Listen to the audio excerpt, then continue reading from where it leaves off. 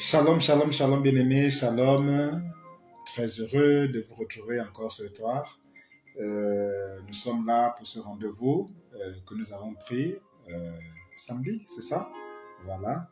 Et nous sommes là pour continuer donc le partage que nous avons commencé samedi, donc hier, je crois, et sur l'importance de se sanctifier. Alléluia.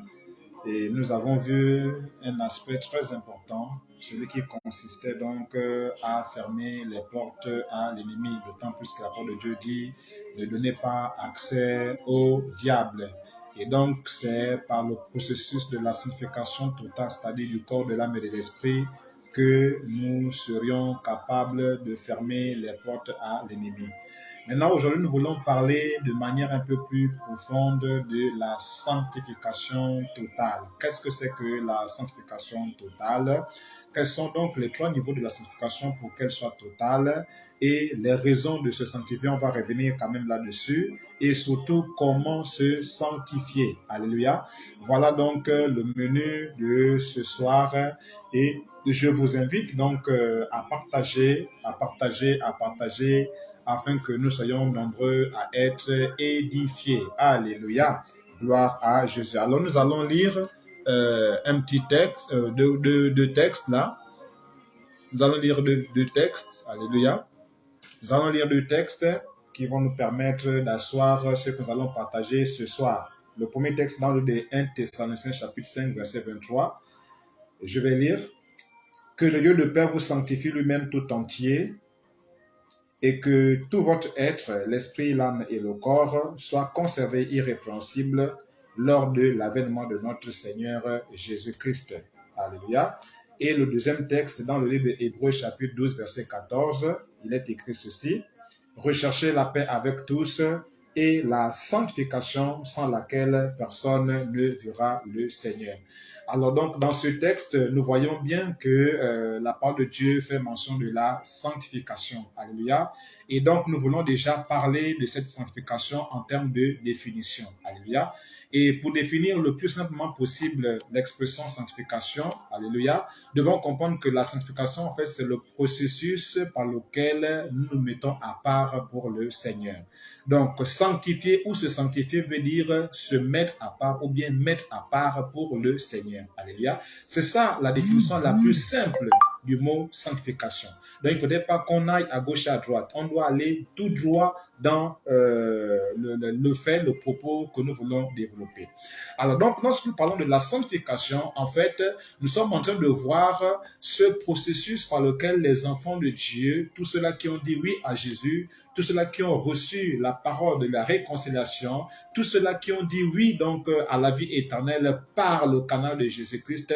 Donc, c'est ce processus-là qui va leur permettre de se mettre à part pour le Seigneur. Autrement dit, s'éloigner du péché. Alléluia. S'éloigner de tout ce qui est péché, de tout ce qui est sûr, de tout ce qui est mauvais devant le Seigneur et se consacrer à Dieu, se consacrer au Seigneur, se consacrer à l'œuvre de Dieu. Alléluia. Voilà donc de manière la plus simplifiée la définition donc sur la sanctification. Alléluia.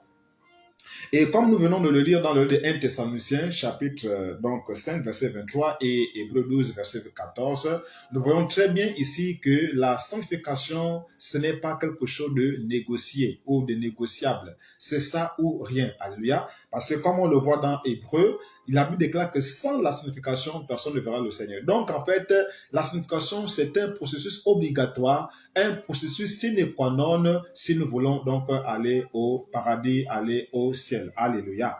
Alors ici, nous voulons donc maintenant parler des 3 niveaux de la sanctification pour qu'elle soit totale, parce que nous sommes en train de parler de la sanctification totale. Alors, à quel moment la sanctification est totale? La sanctification est totale lorsqu'elle se fait à 3 niveaux. Et quels sont ces 3 niveaux? C'est 1 Thessaloniciens 5, verset 23 qui va nous le dire, parce que nous n'inventons rien, nous n'imaginons rien, c'est juste la parole de Dieu qui nous guide. Alléluia. Alors donc nous revenons sur 1 Thessaloniciens chapitre 5, verset 23 pour lire ceci.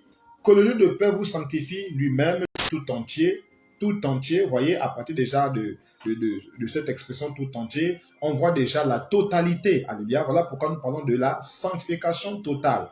Et donc, il est écrit, et que tout votre être, nous parlons de tout entier, et ici encore, on insiste en disant tout votre être. Donc, nous sommes toujours dans la totalité. Donc, que tout votre être, l'esprit, l'âme et le corps soient conservés irrépréhensibles. Donc, en réalité, lorsque nous parlons de la sanctification totale, il s'agit des 3 niveaux de l'être humain, des 3 niveaux de la dimension ou encore de l'être humain que nous sommes. Alléluia. Parce qu'en réalité, nous sommes faits de 3 dimensions. Il y a la dimension corporelle, la dimension de l'âme et la dimension de l'esprit. Autrement dit, nous sommes créés avec un corps, avec une âme et avec un esprit. Ce sont ces 3 dimensions-là qui font l'être humain. Alléluia. Il n'y a pas d'être humain il n'y a pas un être humain sur la terre qui n'a que deux dimensions. Non. Chaque être humain, tel que Dieu l'a créé, est créé avec le corps, l'âme et l'esprit. En dehors du corps, on est désormais esprit. Alléluia. En dehors du corps, on est désormais un fantôme. Alléluia. En dehors du corps, bon, en fait, on n'est plus de ce monde en réalité, parce que c'est le corps qui nous permet d'être en contact avec ce monde, rentrer en contact avec ce monde. C'est avec ce corps-là que nous pouvons donc être légitimement dans ce monde. Alléluia. Donc ici, nous parlons des 3 niveaux de la sanctification parce que l'être humain a 3 dimensions. Alléluia. Donc la sanctification que nous devons vivre, c'est une sanctification qui se fait à ces 3 niveaux. Donc ça veut dire que nous devons nous sanctifier au niveau de notre corps, on doit se sanctifier au niveau de notre âme, on doit se sanctifier au niveau de notre esprit.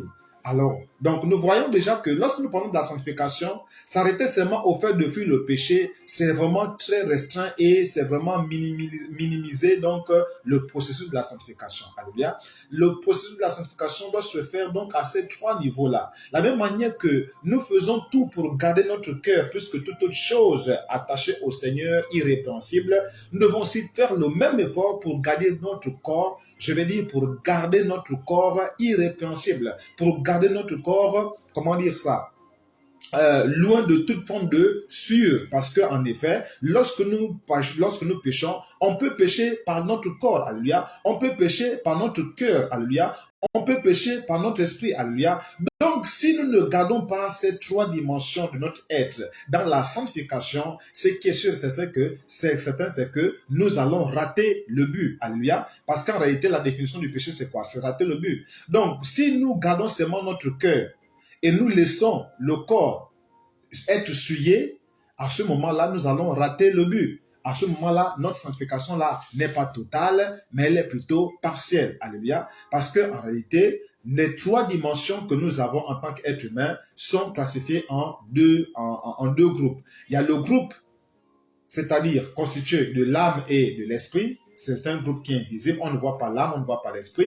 Et l'autre groupe, je ne sais pas s'il faut appeler ça vraiment groupe, mais l'autre partie, c'est le corps. Donc, il faut se sanctifier à l'intérieur et à l'extérieur.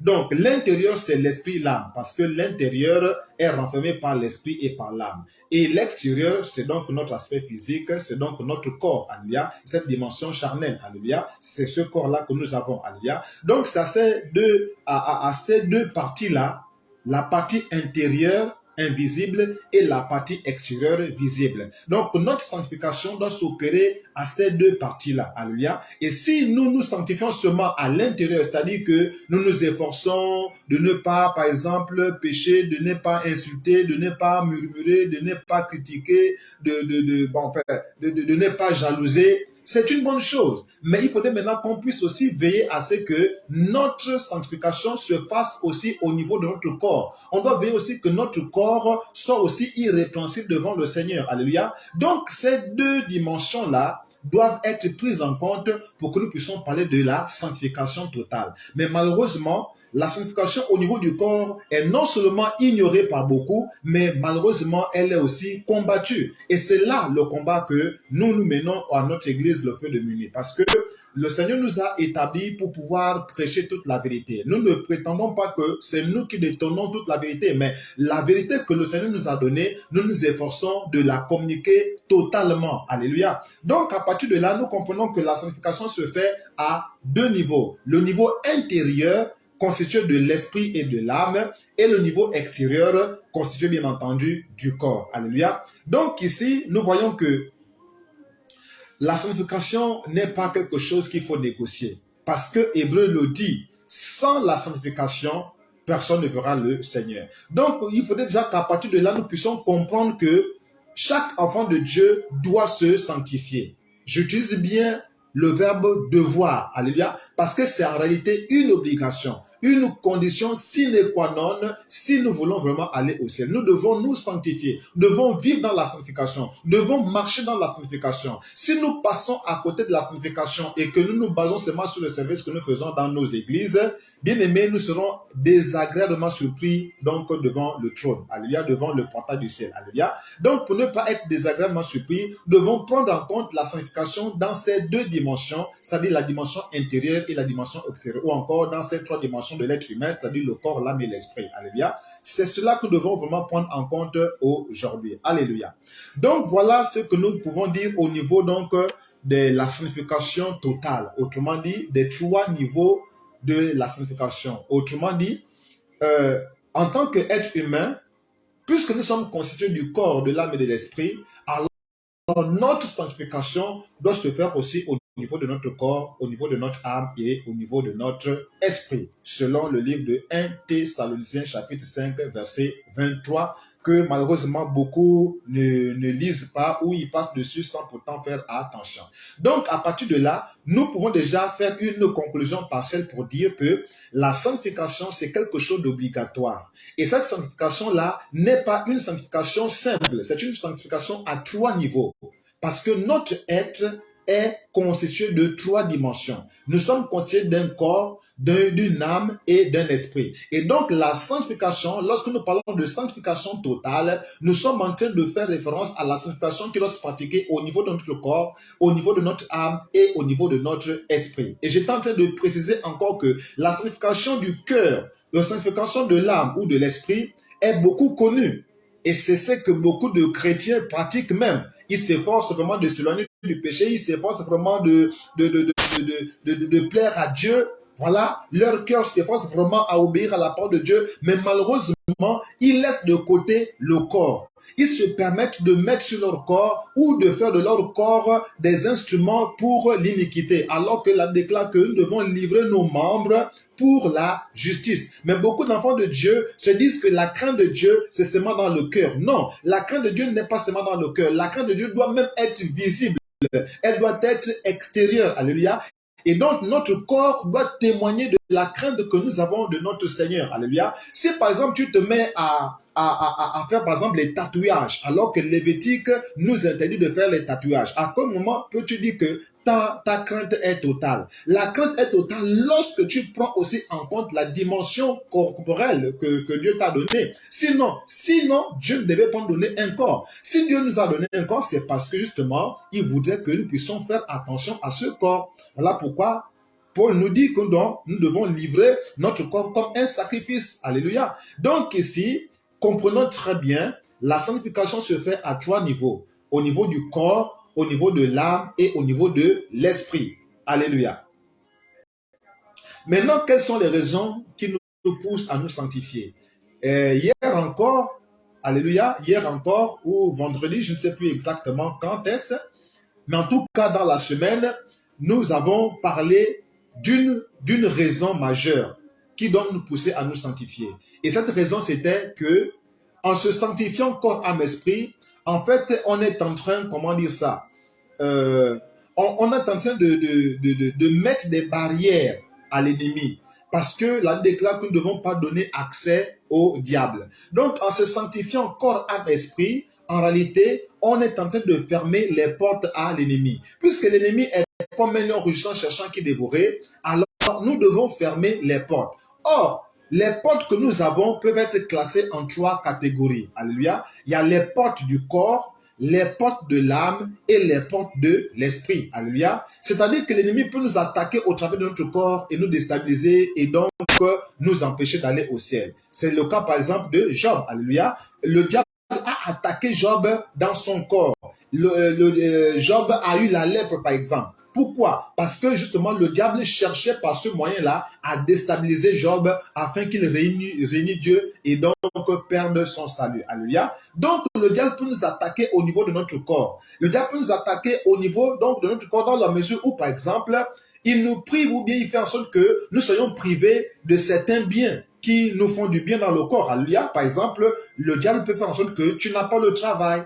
Or, nous savons très bien que pour se nourrir, il faut travailler. Donc, le diable peut faire en sorte que tu n'aies pas un travail. Et quand tu vas voir que tu n'as pas le travail, tu peux renier Dieu. Il y a beaucoup de gens qui ont renié Dieu. Alléluia. À cause du fait qu'ils n'ont pas de travail. Alléluia. Donc, ça, c'est l'attaque au niveau du corps. Et quand nous voyons un peu dans le livre de Matthieu chapitre 4, par exemple, Jésus a été attaqué au niveau de son corps. Lorsque le diable va lui dire que non, change ses pierres en pain. C'était une attaque en réalité.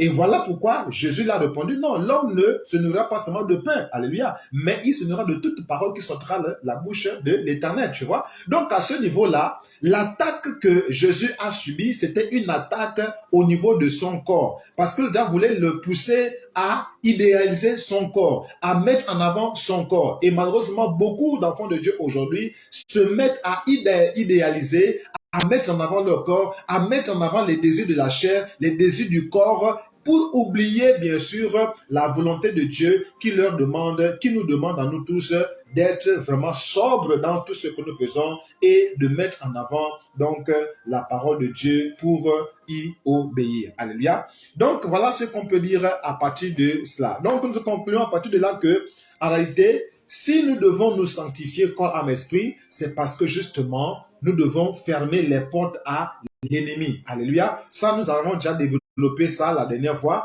Donc, il y a qu'à aller seulement sur ma chaîne, donc le feu de minuit. Voilà, vous allez retrouver cet enseignement là-bas et vous serez édifiés. Alléluia.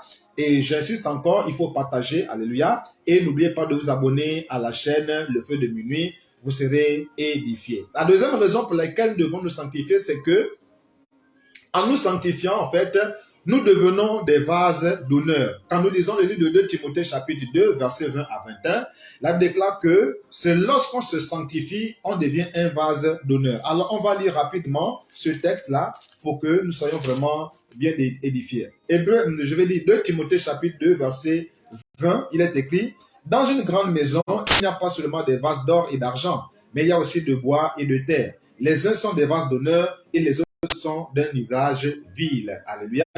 Et si donc quelqu'un se conserve pur, alléluia, en s'abstenant de ces choses, il sera un vase d'honneur, sanctifié, utile à son maître, propre à toute bonne œuvre. Alléluia. Donc, ici, si nous devons nous sanctifier totalement, si nous devons sanctifier notre corps, notre âme, esprit, c'est pour être un vase d'honneur, un vase qui est utile à notre Maître Jésus, un vase qui sera propre à toute bonne œuvre pour faire avancer le royaume de Dieu. Alléluia. Voilà pourquoi Jésus, par la bouche de Paul, nous dit qu'on doit livrer nos membres, voilà, pour la justice. Nos membres doivent être des membres pour la justice. Nos membres doivent être des membres pour l'accomplissement de la volonté parfaite de l'Éternel. Alléluia. Et cela n'est possible que si nous nous sanctifions. Cela n'est possible que si nous nous mettons à part pour le Seigneur. Cela n'est possible que si et seulement si nous nous éloignons du péché, nous nous éloignons des sûrs. Alléluia.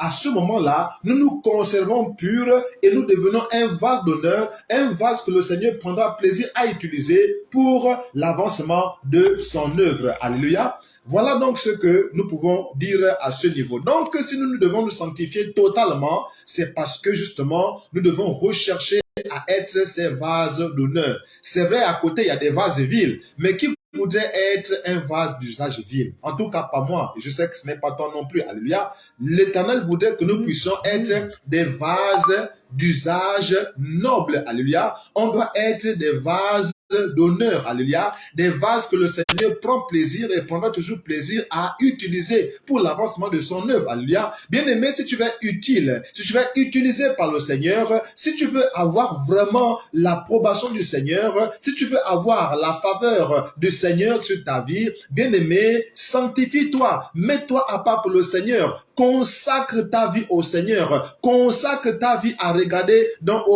à travailler pour le Seigneur. Seigneur, à regarder l'œuvre de Dieu avancer par la contribution que tu vas y mettre. Alléluia. Voilà, bien-aimé, la raison pour laquelle devons nous sanctifier totalement. Alléluia. La raison pour laquelle devons nous sanctifier, pour cette deuxième raison, nous la résumons, c'est que nous cherchons à être un vase d'honneur, c'est-à-dire un vase que le Seigneur prendra plaisir à utiliser pour l'avancement de son œuvre. Alléluia.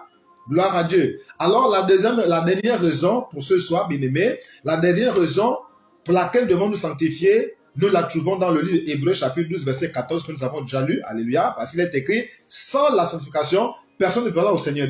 Donc ici, nous disons clairement que si nous voulons entrer au ciel, alors nous devons marcher dans la sanctification. Nous devons nous sanctifier corps, âme et esprit. Alléluia. Sans la sanctification du corps, de l'âme et de l'esprit, bien-aimé, personne n'entrera au ciel. Beaucoup sont ceux-là qui se sanctifient seulement au niveau de l'esprit et de l'âme. Malheureusement, ils oublient qu'il y a aussi la sanctification du corps qu'il faudra appliquer. Parce que 1 Thessaloniciens chapitre 5, 23 est très précis. Alléluia. 1 Thessaloniciens chapitre 5, verset 23 est très clair. Que le Dieu de paix vous sanctifie lui-même. Que votre tout entier, n'est-ce pas, le corps, l'âme et l'esprit, soit conservé irrépréhensible devant le Seigneur. Donc, bien-aimés, ceux qui disent que Dieu ne regarde qu'au cœur là, se trompent lourdement, bien-aimés. Dieu ne regarde pas qu'au cœur, Dieu regarde aussi au corps. Alléluia. Sinon, il ne devait pas nous donner le corps. Première raison. Deuxième raison, sinon, Paul ne devait pas nous dire qu'on doit donner notre corps en sacrifice. Alléluia. Pourquoi donner notre corps en sacrifice s'il est inutile? Pourquoi donner notre corps en sacrifice si Dieu ne regarde pas au cœur, au corps? Alléluia. C'est une absurdité de dire que Dieu ne regarde qu'au cœur. C'est une absurdité et une ruse de l'ennemi, bien-aimé. Nous devons prendre la mesure de la parole de Dieu. Alléluia. Avec lucidité. Si Dieu n'avait pas besoin de notre corps, si Dieu ne regardait pas notre corps, il ne devait pas nous le donner, bien-aimé. Et la parole de Dieu ne devait pas nous demander de livrer notre corps en sacrifice vivant, saint et agréable. Voyez, Romains chapitre 12. Alléluia. La parole de Dieu nous encourage à livrer notre corps comme un sacrifice saint, agréable et parfait. Alléluia. Donc, pour dire que Dieu regarde à notre corps aussi, tout comme il regarde à notre cœur. Dieu regarde à notre être intérieur, comme il regarde aussi, bien sûr, à notre être extérieur. Tu ne vas pas te permettre, par exemple, de t'habiller comme un fou et aller, par exemple, à l'église. Si tu dis que Dieu ne regarde pas au corps, si Dieu ne regarde pas à l'aspect physique, si Dieu ne regarde pas à l'apparence extérieure, alors porte des habits d'un fou, va à l'église, va louer le Seigneur et on verra si tu auras le courage de le faire. Alléluia. Donc, bien-aimé, ne te laisse pas tromper par l'ennemi qui souffle dans la bouche des faux docteurs, des faux prophètes, des faux pasteurs, soit disant que Dieu ne regarde qu'au cœur. Non, Dieu ne regarde pas seulement au cœur. Dieu regarde et au cœur, il regarde aussi au corps. Parce que le corps doit être offert en sacrifice vivant, saint et agréable. C'est dans le corps, bien-aimé, que, bien sûr, nous recevons le Saint-Esprit. Et donc, à ce moment-là, le corps devient le temple du Saint-Esprit et c'est bien écrit dans le livre de 1 Corinthiens chapitre 6. Alléluia. Donc, dire que le corps n'est pas intéressant devant le Seigneur, dire que le corps n'intéresse pas Dieu, c'est faire fausse route. Alléluia. Or, bien-aimé, ça c'est la séduction. Alléluia. Nous devons donc éviter d'être séduits et considérer la parole de Dieu. Alléluia. Donc ici, nous résumons en disant que si nous devons nous sanctifier corps, âme, esprit, c'est parce que nous avons l'ambition d'aller au ciel. Apocalypse chapitre 21, verset 27 dit que rien de souillé n'entrera au ciel. Si tu souilles ton corps, si tu souilles ton âme en trempant ton corps dans des choses immondes, bien-aimé, tu ne vas pas rentrer au ciel. Alléluia. Voilà pourquoi la Bible déclare que dans le livre d'Apocalypse chapitre 22, verset 14, heureux ceux qui lavent leur robe. Quand nous parlons de robe ici, là, ce n'est pas d'abord la robe physique ici, mais c'est d'abord le comportement, c'est l'attitude, c'est-à-dire c'est notre être tout entier, c'est notre manière de tenir notre corps, c'est notre manière de tenir notre être. Alléluia. Si nous prenons notre corps et nous partons, par exemple, dans la prostitution, nous partons dans des maisons closes, nous prenons le corps qui est le temple de Dieu et nous partons dans des maisons closes pour faire n'importe quoi, nous partons dans des bars, boire, nous partons dans des bars de nuit pour s'amuser. Bien-aimés, nous sommes en train de contredire la parole de Dieu. Alléluia. Donc, bien-aimés, nous allons conclure à ce niveau pour dire ceci. Dieu regarde à notre corps. Alléluia. Il regarde à notre corps, tout comme il regarde à notre cœur. Alléluia. Dieu regarde à notre cœur, tout comme il regarde à notre corps. Alléluia. Ne faisons pas cette erreur de penser que Dieu n'a rien à voir avec notre corps. Si déjà nous, en tant qu'humains, nous prenons soin de notre corps parce que nous en avons besoin pour être présentables au travail, pour être présentables au milieu des autres, bien aimés, ne pensez-vous pas que Dieu qui nous a donné ce corps-là s'y intéresse aussi? Bien aimés, nous allons rentrer au corps, je vais dire au ciel, pardon, avec un corps céleste. Mais la nature du corps céleste dépendra de comment est-ce que tu as traité ton corps physique. C'est simple, bien-aimé. C'est clair, bien-aimé. La nature de ton corps céleste dépendra de ton corps, du traitement que tu auras fait sur ton corps naturel, sur ton corps physique. Si ton corps physique, tu l'as laissé dans la possession, dans des souillures de ce monde, bien aimé, ce corps physique-là va impacter ton corps spirituel. Et c'est alors que toutes les souillures que tu auras donc emmagasinées dans ton corps physique seront impactées sur ton corps céleste. Et lorsque tu te présenteras devant Dieu, Dieu te rejettera. Alléluia. C'est comme ça, bien-aimé. Lorsque nous volons, c'est la main qui attrape, n'est-ce pas? La chose volée, alléluia. Mais pourquoi est-ce que nous sommes condamnés alors que c'est la main qui a attrapé?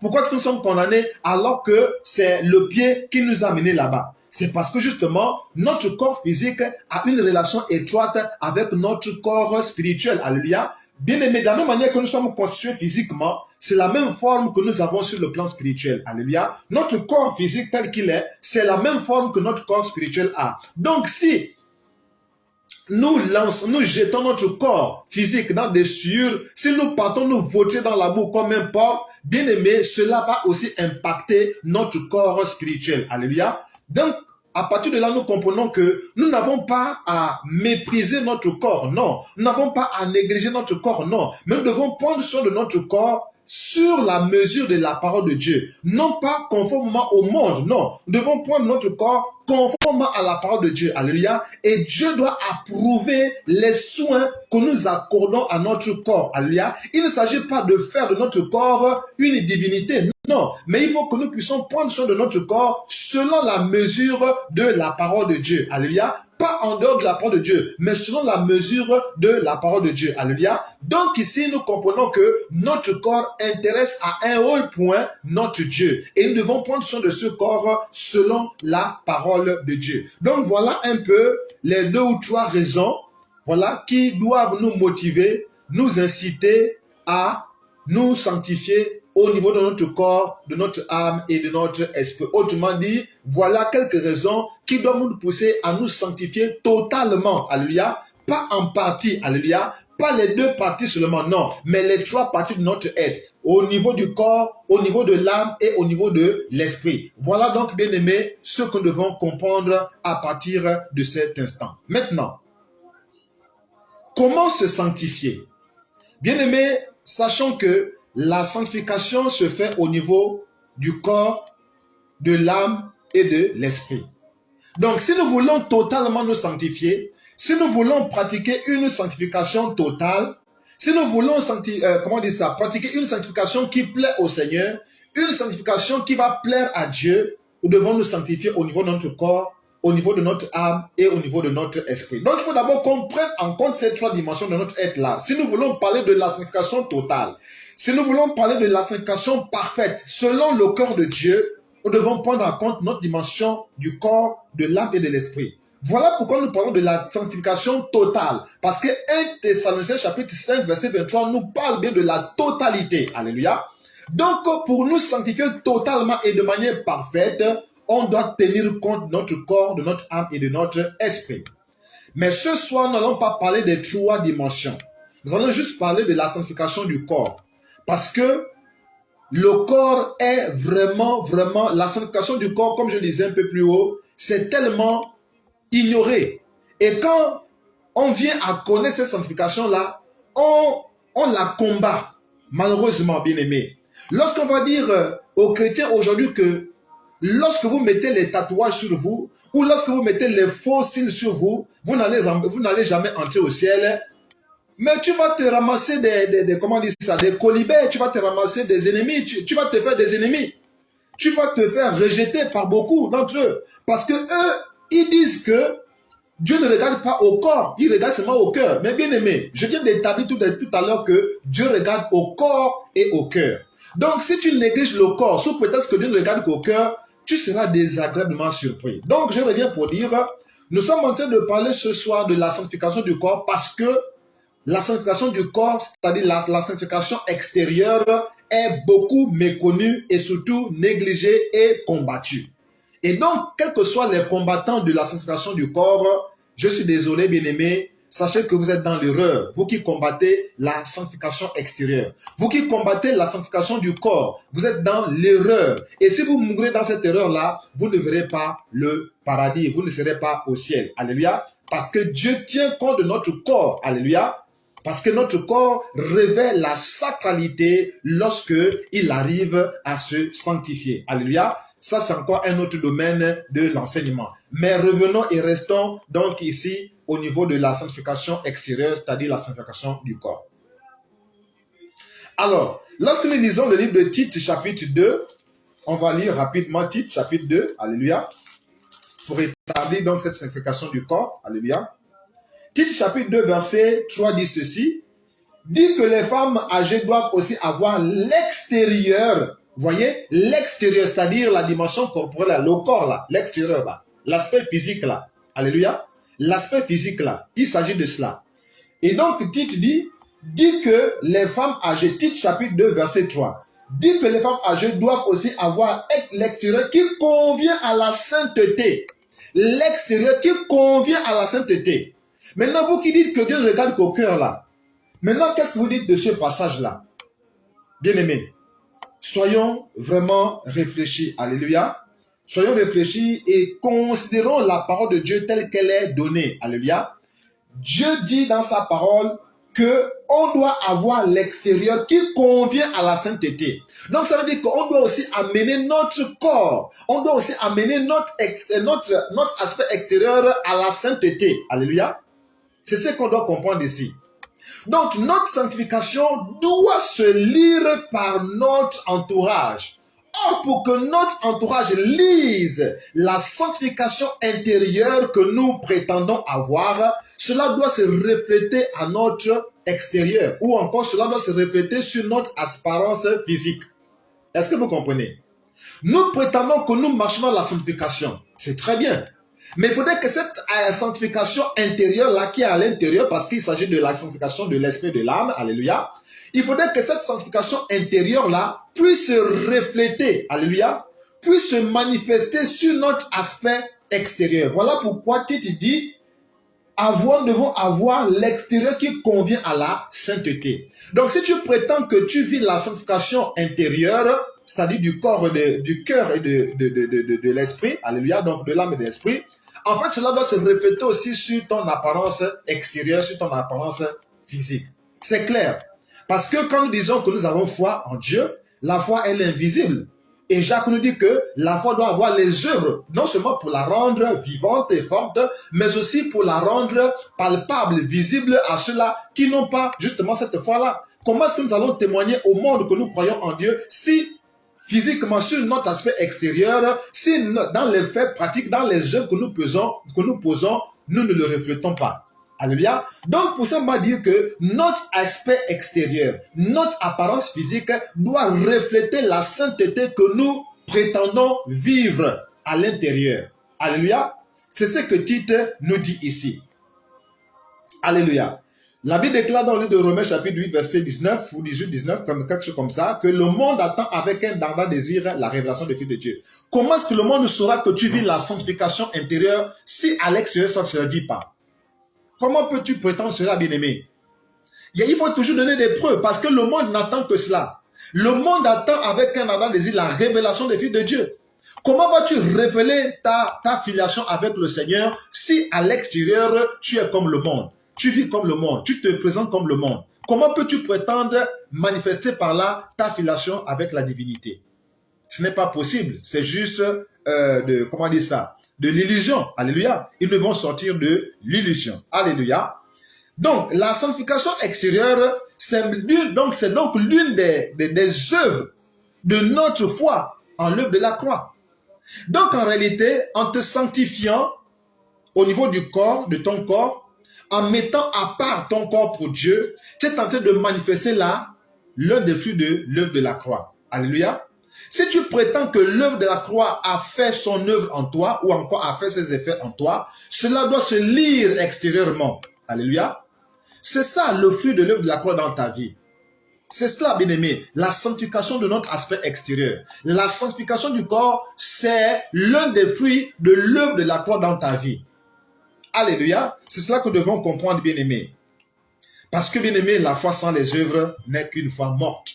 Si tu as foi en Dieu, cela doit se laisser transparaître par ton aspect extérieur.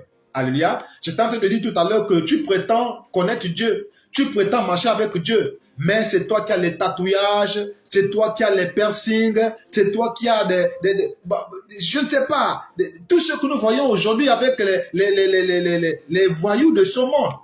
Et tu mets ça. Non, mais tu ne peux pas dire que tu es enfant de Dieu quand tu mets ces choses-là. Non. On doit être différent. Alléluia. On doit être différent. Ainsi donc, pour sanctifier notre corps, qu'est-ce qu'il faut? Alléluia. Parce qu'il s'agit de voir comment il faut sanctifier le corps. Alléluia. Donc, pour sanctifier notre corps, alléluia, il faut que nous puissions nous dépouiller. Alléluia. On doit se dépouiller. Nous sommes en train de parler du dépouillement extérieur parce que nous sommes en train de parler de la sanctification extérieure, la sanctification de notre apparence extérieure. Alléluia. Donc, on doit se dépouiller. Physiquement, on doit se dépouiller. Nous devons nous abstenir et ôter, enlever tout revêtement impur et inapproprié. Tout revêtement indécent que nous avons sur notre corps ou que nous avons l'habitude de mettre sur nous, on doit se dépouiller de ça. On doit enlever ça. C'est-à-dire que quand nous parlons de revêtements, il s'agit aussi des vêtements. Alléluia. Il s'agit des ornements mondains. Alléluia. C'est de ça dont il s'agit lorsque nous parlons du revêtement. Parce que nous ne marchons pas nus quand même. Alléluia. Nous marchons avec des vêtements par exemple. Alléluia. Parfois aussi, il y en a qui mettent des ornements sur eux. Les boucles d'oreilles. Alléluia. Par exemple, les groumettes, les chaînettes et toutes ces choses-là. Tous ces revêtements en réalité, Dieu les appelle les dieux étrangers selon le livre de Genèse chapitre 35. Alléluia. Versets 1 jusqu'à 6. Alléluia. Vous allez entendre quand vous allez lire ce passage, Dieu parle des dieux étrangers. Les boucles d'oreilles, par exemple, sont des dieux étrangers. Il y a qu'à lire seulement Genèse chapitre 35. Alléluia. Donc, disons simplement que pour nous sanctifier au niveau extérieur, pour sanctifier notre corps, on doit se dépouiller de tout revêtement indécent, de tout revêtement impur, de tout revêtement inapproprié aux enfants de Dieu que nous sommes. Parce qu'en tant qu'enfant de Dieu, on ne doit pas porter n'importe quoi. On ne doit pas porter n'importe quoi et n'importe comment et n'importe où. Alléluia. En tant qu'enfant de Dieu. Parce que nous sommes déjà mis à part. On doit fonctionner à compte courant du monde. Alléluia. Voilà pourquoi Paul nous exhorte à ne pas nous conformer au monde. Alléluia. Paul nous exhorte à ne pas nous conformer au monde. Pourquoi? Parce qu'en réalité, notre allure, notre aspect, notre présentation physique ne doit pas justement être comme le monde. Alléluia. Notre apparence physique, notre allure, notre aspect physique ne doit pas être comme le monde. Mais pourquoi? Pourquoi, bien-aimé? Quel est le problème? Mais le problème, c'est parce que le monde, pour le moment, est sous la domination du malin. Le monde, pour le moment, est sous l'emprise du diable. Et les pensées du monde sont contraires aux pensées de Dieu. Est-ce que vous voyez un peu? Or, si c'est le monde qui contrôle ce monde, est-ce que vous pensez, je vais dire, si c'est le diable, si c'est le diable qui contrôle ce monde, pensez-vous que le diable est là pour faire la volonté de Dieu? Réfléchissons, bien-aimés. Nous savons déjà que depuis le commencement, le diable, c'est un rebelle. Si on l'a chassé du ciel, c'est parce qu'il a voulu prendre la part de Dieu. Donc vous pensez que c'est maintenant en venant sur la terre là qu'il va maintenant faire la volonté de Dieu? Non. Et vous pensez qu'en ayant le contrôle momentané de ce monde-là, vous pensez qu'il va faire la volonté de Dieu? Non. Il a été rebelle dès le départ il le sera jusqu'à la fin. Donc, il va amener le monde. Et le monde actuel est en train d'aller à la perdition. Donc, si toi, tu te conformes au monde, ça veut dire quoi? Ça veut dire que tu es en train d'aller à la perdition. Alléluia. Voilà pourquoi nous ne devons pas nous conformer au monde. Parce que si nous nous conformons au monde, ça veut dire que nous sommes en train de suivre le même chemin que le monde. Or, le chemin du monde, c'est quoi? C'est la perdition. Alléluia. Voilà pourquoi, bien aimé, Paul nous encourage à ne pas nous conformer au siècle présent, mais plutôt nous devons marcher à contre-courant du monde. Parce que le monde a un problème, c'est celui d'aller à contre-courant de la volonté de Dieu. Le monde a un problème, c'est celui de contrecarrer les plans de Dieu. Alléluia. Le monde a un problème, c'est celui de mettre tout en place pour empêcher la volonté de Dieu de s'accomplir parfaitement ici. Alléluia. Donc si toi tu te conformes au monde, si toi tu es comme le monde, si toi tu te présente comme le monde, si tu fais comme le monde, bien-aimé, c'est vrai que nous sommes dans le monde, mais nous ne sommes plus du monde, alléluia. Nous sommes dans le monde pour le moment, mais nous ne sommes plus du monde. Pour dire seulement que nous sommes déjà sortis de la logique, de la pensée du monde, alléluia, pour adopter la pensée de Dieu. Donc, toi et moi, on doit maintenant être différents du monde. On doit marcher à contre-courant du monde. Parce que si nous marchons dans le même sens que le monde, nous serons dans la perdition. Et donc, ce n'est pas ça que Dieu veut de toi et de moi. Alléluia. Donc, bien-aimé, ici, je reprends pour dire simplement que pour sanctifier notre corps, on doit se dépouiller totalement de tout ce qui est indécent, de tout revêtement, que ce soit un habit, comme on le voit dans le livre de Genèse, chapitre 35, versets 2 à 4, alléluia, ou que ce soit dans comment dire ça, l'allure ou la prestance, alléluia, physique, ou encore la présentation physique, ou encore l'aspect physique, en réalité, on ne doit pas ressembler au monde. Et aussi, on ne doit pas susciter par notre allure physique, par notre aspect physique, on ne doit pas susciter la convoitise ni offenser la pudeur. Quand nous lisons le livre de 2 Timothée, chapitre 2, verset 9, la Bible déclare que nous devons vraiment être dans la pudeur. Alléluia. Lisons le livre de 2 Timothée, chapitre 2, verset 9. Il est écrit ceci. 1 Timothée 2, pardon. 1 Timothée, chapitre 2, verset 9. Alléluia. Il est écrit ceci. Je veux aussi que les femmes vêtues d'une manière décente, avec pudeur et modestie. Voyez. Donc ici, il s'agit d'avoir l'apparence physique qui traite avec la décence, qui traite avec la pudeur, qui est une apparence modeste. On ne doit pas chercher à épater le monde. On ne doit pas chercher à épater les gens autour de nous. Non, ce n'est plus de la modestie lorsqu'on cherche à épater les gens. Ce n'est plus de la modestie lorsqu'on cherche à attirer les regards sur nous. Ce n'est pas de la modestie ça, non. Or, 1 Timothée 2 nous dit qu'on doit s'habiller, on doit se comporter, on doit se vêtir de manière modeste. Alléluia. On doit se vêtir de manière à ne pas susciter donc la convoitise. Alléluia. En fait, notre habillement, pour ne parler que de l'habillement, notre habillement doit, comment dire ça, être dans la décence, dans la pudeur et dans la modestie. Alléluia.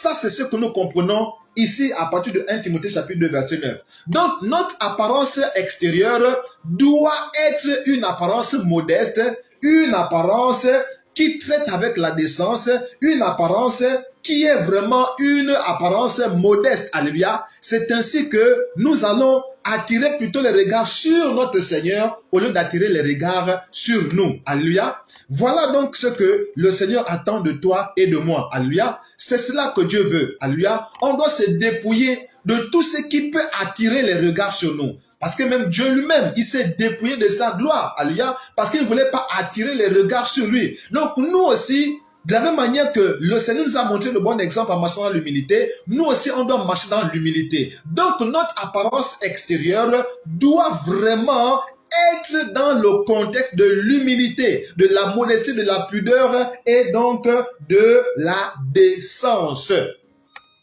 Donc tout comportement, tout revêtement qui va attirer les regards sur nous, les ornements mondains par exemple, les bagues, les gourmettes, les boucles d'oreilles, tous ces revêtements-là pour nous orner là, alléluia. Vous faites du ornement, alléluia. Vous faites de l'ornement, alléluia. Vous qui mettez les boucles d'oreilles, les bagues, les gourmettes, les chaînettes. En réalité, vous êtes en train de vous orner. Or, elle déclare que notre corps est le temple du Saint-Esprit. Le temple du Saint-Esprit ne doit pas être orné par les ornements mondains. Le temple du Saint-Esprit que nous sommes n'a d'autre ornement que le fruit de l'Esprit. Galates 5, 22. Alléluia. Voilà les ornements qu'on doit mettre sur nous. La patience, la douceur, la maîtrise de soi, l'amour, la paix, la joie, la bénignité, la fidélité. Voilà les ornements qu'on doit mettre sur le temple du Saint-Esprit ou encore dans le temple du Saint-Esprit. Alléluia. Dans le temple du Saint-Esprit que nous sommes, on doit avoir les ornements qui sont l'amour, la paix, la joie, la bonté, la bénignité, la fidélité, la maîtrise de soi. Toutes ces choses que nous regardons, que nous voyons dans le livre de Galates chapitre 5, verset 22 là, voici les ornements qu'on doit mettre. Alléluia. Et si nous partons même dans le livre de 1 Pierre, alléluia. 1 Pierre, nous sommes déjà vers la fin. 1 Pierre chapitre 3, verset 3, il est écrit quoi? Ayez cette parure extérieure qui consiste dans les cheveux tressés, les ornements d'or ou les habits qu'on revêt. Mais la parure intérieure est cachée dans le cœur, la pureté incorruptible d'un esprit doux et paisible qui est d'un grand prix devant Dieu. Pour dire quoi? Pour dire qu'en réalité, notre homme intérieur qui a été transformé, qui est devenu une nouvelle créature par la puissance de la parole de Dieu, doit se refléter sur notre homme extérieur. C'est clair.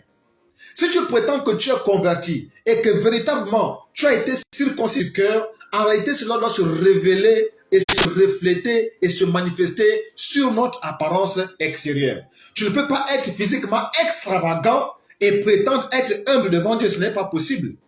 Si physiquement tu es extravagant, si physiquement vraiment tu es impudique, si physiquement tu manques de modestie, tu manques de décence, comment est-ce que tu peux prétendre que tu crains Dieu à ce moment-là? Faut pas te leurrer, bien-aimé. Faut pas te laisser tromper comme ça, bien-aimé. De la même manière que tu prétends que tu es humble du cœur, cela va se refléter aussi sur ton apparence extérieure. Mais si ton apparence extérieure est vraiment extravagant, alléluia, ça veut dire que ton cœur est laid aussi. Parce que nous ne manifestons que ce que nous sommes en réalité au fond de nous. La Bible déclare que c'est de l'abondance du cœur que la bouche parle. Alléluia. Donc en réalité, c'est notre homme intérieur qui nous dicte notre homme extérieur. Tu ne peux pas prétendre que tu crains Dieu et tu livres ton corps à l'impudicité. C'est pas possible. Non. Ça veut dire que ton cœur est rempli d'impudicité. Voilà pourquoi le corps ne fait que manifester ce que ton cœur est réellement. Alléluia. Donc ici, bien aimé, on va parler midi à 14h. Pour sanctifier notre corps, il faut se dépouiller de tout revêtement indécent, de tout revêtement impur, de tout revêtement inapproprié, de tout revêtement qui manque de pudeur. Bref, tu dois te dépouiller extérieurement. Autrement dit, tu dois te débarrasser de tous les ornements. Alléluia. Parce que les ornements aujourd'hui, ce n'est pas seulement les femmes. C'est vrai que c'est beaucoup plus avec les femmes, mais les hommes aussi mettent déjà des ornements. Tu dois te dépouiller de tes faux cheveux, de tes faux ongles, de tes faux cils. Tu vas te dépouiller de ton maquillage. Tu dois te dépouiller de ton fond de teint. Tu dois te dépouiller de tes, comment on appelle ça, vernis et tout cela. Tu dois te dépouiller de toutes ces choses-là. Parce qu'on appelle ça faux. Tu ne peux pas prétendre être vrai en ayant le faux sur toi. Ce n'est pas possible. Donc, bien aimé, pour conclure à ce niveau, notre sanctification est à 3 niveaux. La sanctification du corps, la sanctification de l'âme, la sanctification de l'esprit. Alors, pour qu'il y ait sanctification totale et parfaite selon le cœur de Dieu, on doit se sanctifier à ces 3 niveaux-là. On doit se dépouiller à ces 3 niveaux-là. On doit enlever la souillure à ces 3 niveaux-là.